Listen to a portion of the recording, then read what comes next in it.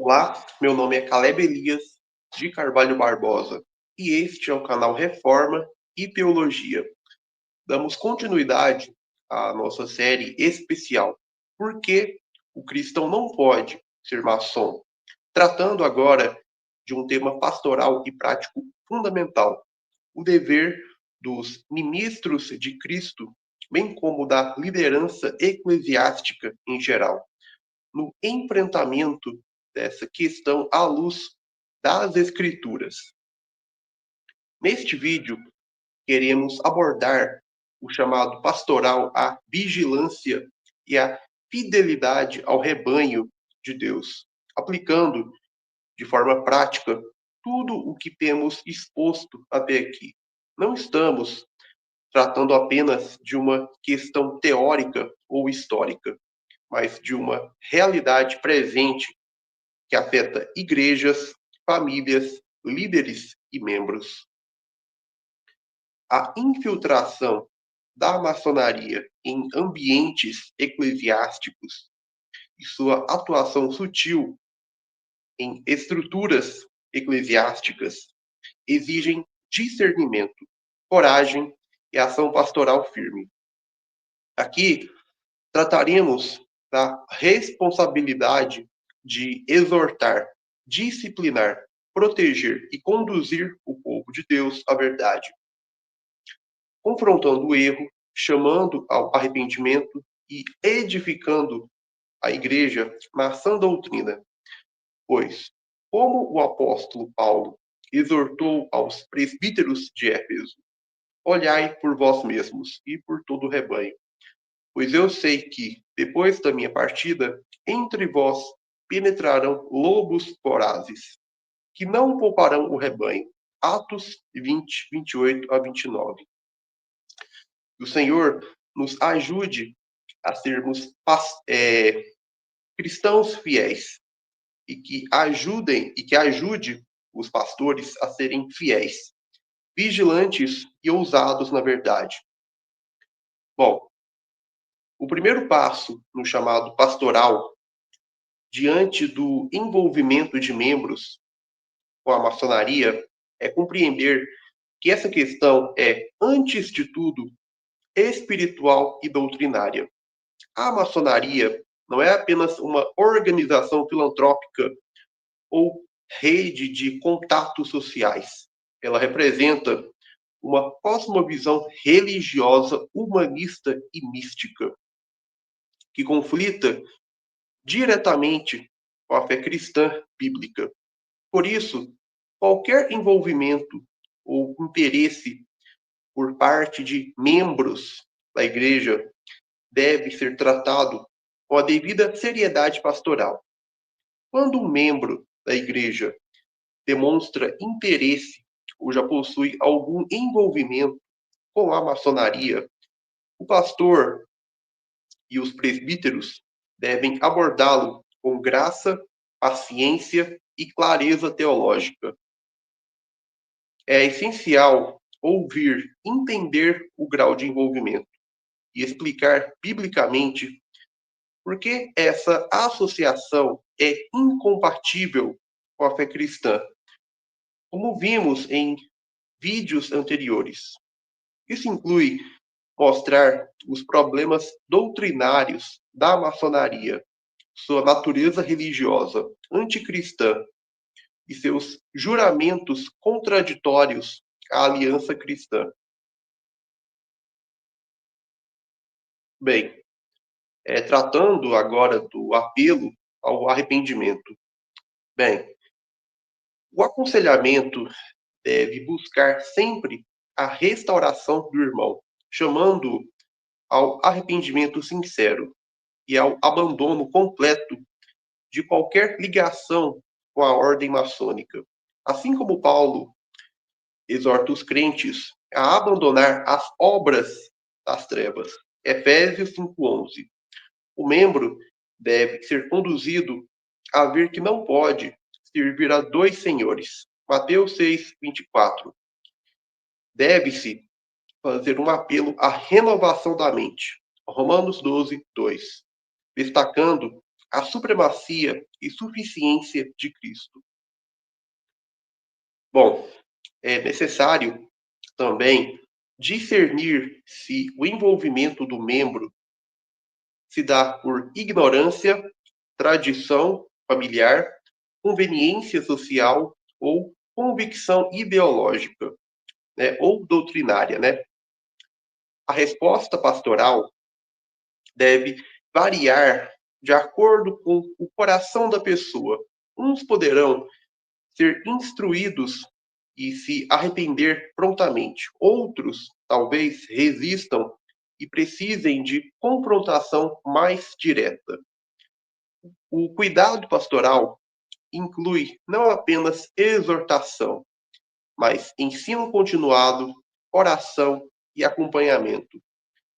Se o membro se arrepende, abandona a maçonaria e demonstra desejo de fidelidade a Cristo e à Igreja, ele deve ser fortalecido por meio do discipulado bíblico e do suporte fraterno da liderança. Isso inclui ajudá-lo a romper totalmente com qualquer resquício de pensamento maçônico ou esotérico.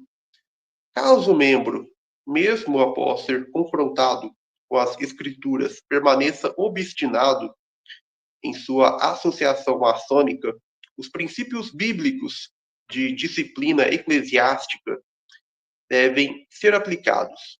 Mateus 18, 15 a 17. 1 Coríntios 5. A permanência voluntária em uma organização que nega as verdades centrais do Evangelho é uma quebra da aliança com Cristo e com o seu corpo, exigindo ações corretivas por parte da liderança da igreja. Bom,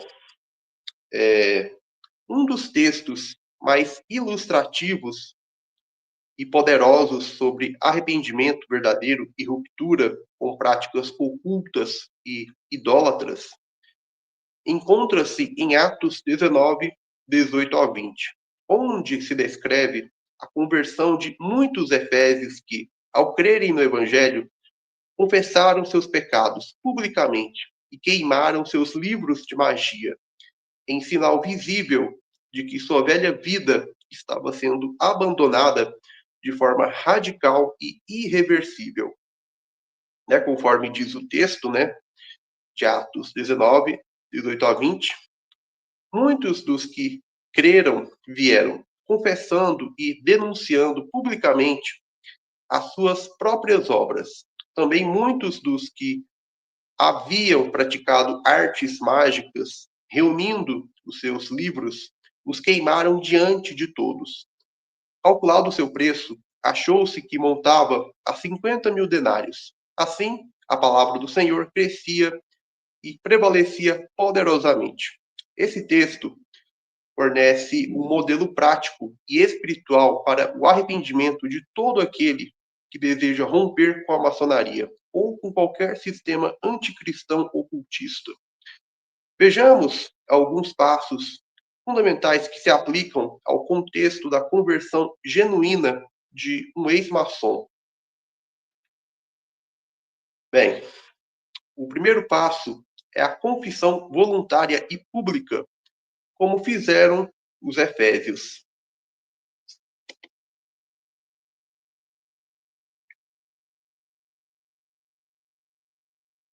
Isso implica não apenas o reconhecimento de que o envolvimento com a maçonaria é pecado, mas também a disposição de expor e denunciar as práticas contrárias à fé cristã, às quais esteve vinculado. O silêncio, nesse caso, é cumplicidade. A confissão pública glorifica a Deus e edifica a igreja. Bem, é, em segundo lugar, deve haver a quebra radical com o passado. Os livros de magia foram queimados em praça pública. Isso mostra que o arrependimento verdadeiro exige ruptura total com todo o material, símbolo, veste, rito ou objeto ligado à maçonaria. Isso inclui renunciar a juramentos, cortar relações com a ordem, deixar de frequentar as lojas e destruir ou descartar qualquer objeto simbólico maçônico. Não basta se afastar, é necessário romper e repudiar. Terceiro ponto, valorização da verdade acima do custo pessoal. Aqueles livros valiam 50 mil denários, uma fortuna, mas os convertidos em Éfeso entenderam que a verdade do Evangelho vale mais do que qualquer bem material, status ou prestígio social. O ex-maçom deve estar disposto a perder posições, honrarias, influência e conexões sociais por amor a Cristo. Quem não estiver disposto a carregar a cruz e renunciar a tudo por ele, não pode ser seu discípulo. Lucas 14, 27 e 33. Bom, quarto ponto. Crescimento da palavra e da igreja. O resultado da confissão e ruptura dos convertidos em Éfeso foi o crescimento da palavra e da influência do reino de Deus na cidade. Da mesma forma, quando pecadores arrependidos se voltam com integridade para Cristo, isso fortalece o testemunho da igreja, enfraquece as trevas e glorifica o nome de Deus diante do mundo.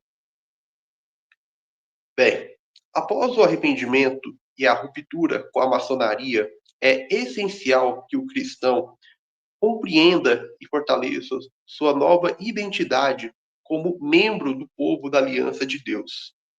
A verdadeira pertença espiritual não se manifesta em sociedades ou fraternidades humanas, mas no vínculo pactual que o une ao Deus triuno, por meio de Cristo, na comunhão do Espírito. Isso se expressa de maneira central em três dimensões da vida cristã: os sacramentos, o culto e a comunidade da aliança. Bem,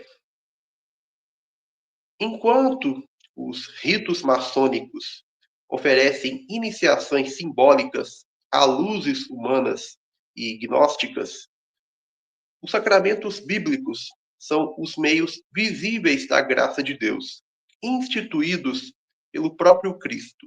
O batismo e a ceia do Senhor selam a identidade do crente como pertencente ao corpo de Cristo, lavado, lavrado por sua morte e ressurreição. Mateus 28, 19. 1 Coríntios 11, 23 a 26. O ex-maçom regenerado deve abraçar plenamente os sacramentos cristãos como sinais de seu pacto com o Senhor, repudiando os ritos ocultos que outrora praticava. A participação consciente e reverente no batismo e na ceia fortalece sua fé e lhe lembra que ele é um cidadão do reino de Deus, não de qualquer ordem maçônica ou esotérica. Bom, o culto cristão é a expressão máxima da aliança entre Deus e o seu povo.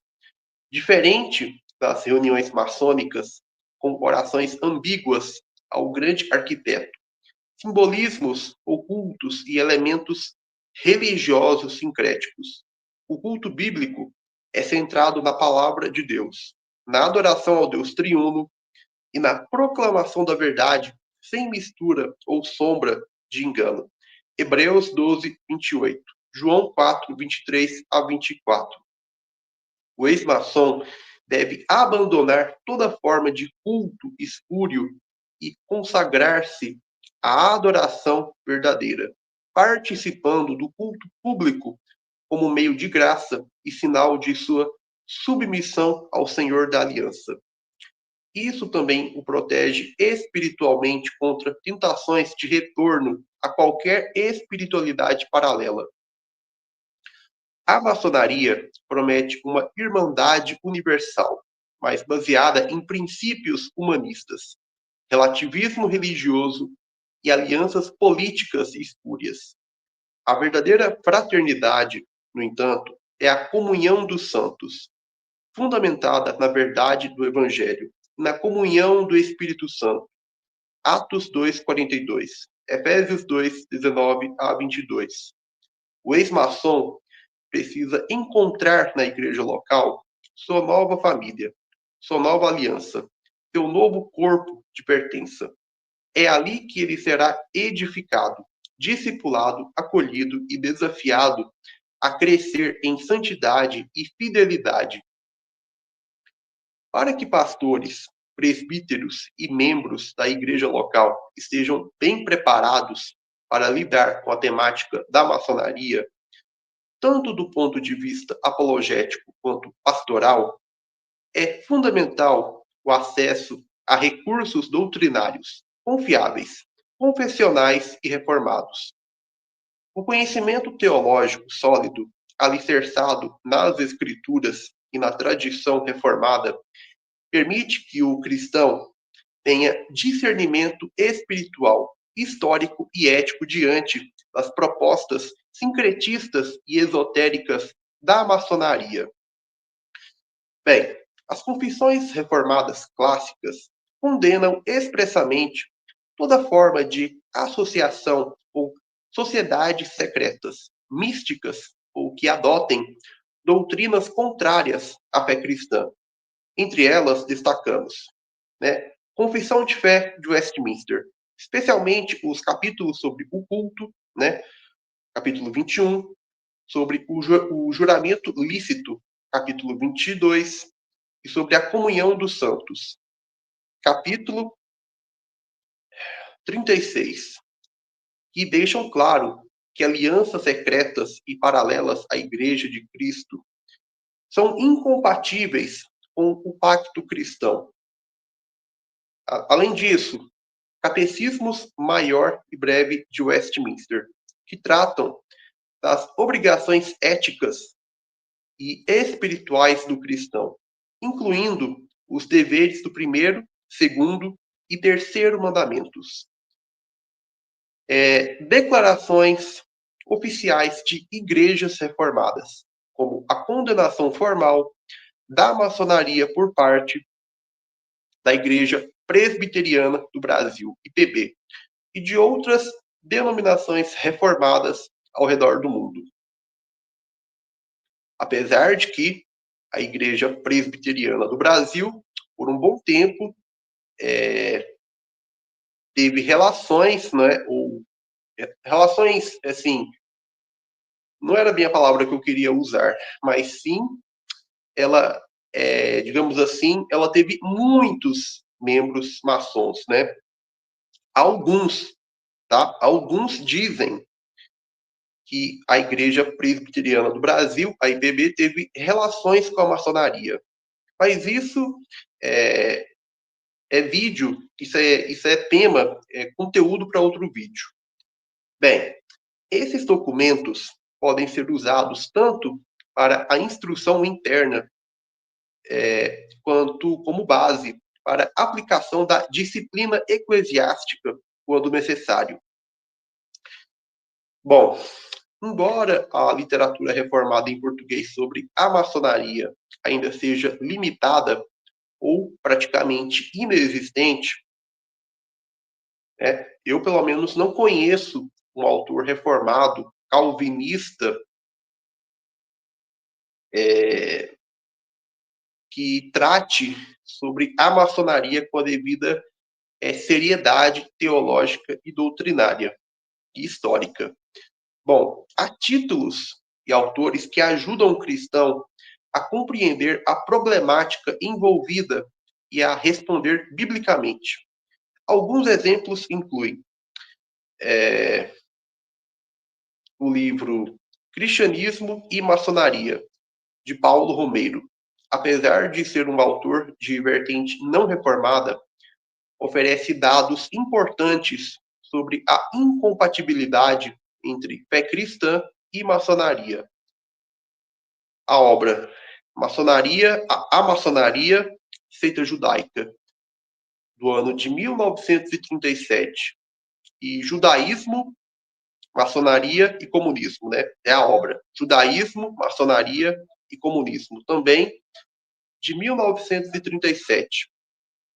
Além de História Secreta do Brasil, em que aborda teorias conspiratórias e antimaçônicas, de Gustavo Barroso. Embora não sejam obras teológicas de cunho apologético, como a de alguns autores, são obras históricas e políticas que trazem informações valiosas sobre os bastidores da maçonaria e sua influência.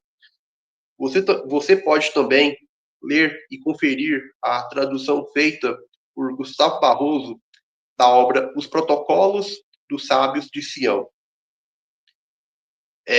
A versão traduzida por Gustavo Barroso tem comentários dele. Eu já li ela toda e é, no mínimo, muito interessante, né, para se compreender os bastidores em que atua o poder mundial, né, com o qual a maçonaria está envolvida. Se tem também a obra A Maçonaria e a Igreja Presbiteriana. Diversos artigos publicados por teólogos da IPB ao longo do tempo, alguns dos quais estão disponíveis em sínodos e concílios regionais.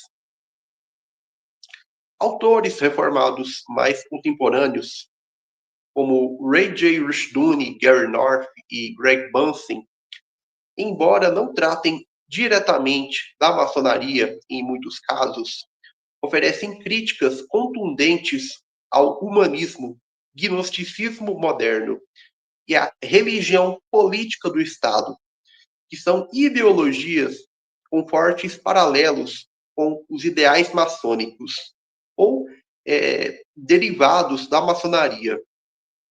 Bom, obras escatológicas de Kenneth Gentry Jr. e David Chilton, como Ele Terá Domínio, e a obra Paraíso Restaurado, uma teologia bíblica do domínio, ajudam o cristão a ter uma visão correta da história e do domínio de Cristo sobre todas as esferas da vida, contrastando diretamente com as propostas utópicas da chamada República Maçônica Universal, que nada mais é do que outro termo para se referir à nova ordem mundial.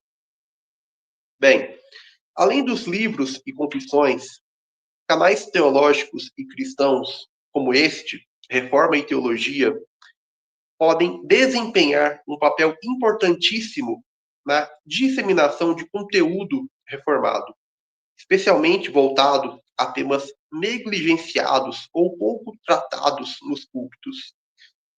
Incentivar estudos doutrinários, grupos de leitura e o discipulado pastoral robusto é um passo essencial para equipar a igreja.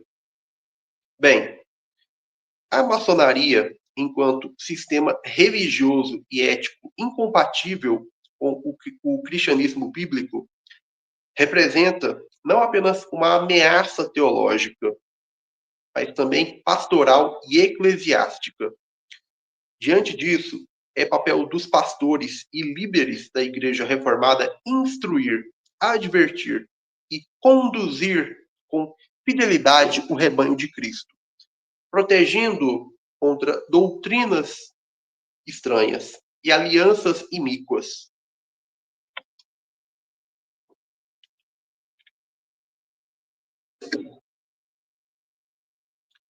O chamado pastoral, portanto, exige coragem, clareza doutrinária e compaixão, sabendo que muitos estão envolvidos por ignorância, tradição familiar ou pressão social. Ao orientar ditos cristãos ou irmãos envolvidos com a maçonaria, deve-se aplicar com graça e firmeza os princípios da Escritura, chamando ao arrependimento e à fidelidade ao Senhor da Aliança. É necessário reafirmar a centralidade da Igreja como a verdadeira comunidade da luz, sustentada pelos meios de graça e pela comunhão dos santos, em oposição às sociedades secretas de inspiração humanista e gnóstica. Como povo da nova aliança, selado pelo sangue de Cristo, somos chamados à separação do erro, ao zelo pela verdade e ao avanço do reino de Deus sobre todas as esferas da vida. Que a Igreja de Cristo, fortalecida pela palavra, siga denunciando as obras infrutíferas das trevas e proclamando com ousadia a luz do Evangelho que expõe, liberta e restaura. Bom, pessoal, é isso. Obrigado pela sua atenção, por ter assistido a este vídeo até o final. Peço que curta, comente e compartilhe este vídeo com outras pessoas. Bom, vamos ficando por aqui. Um forte abraço. Até o nosso próximo encontro no canal Reforma e Teologia.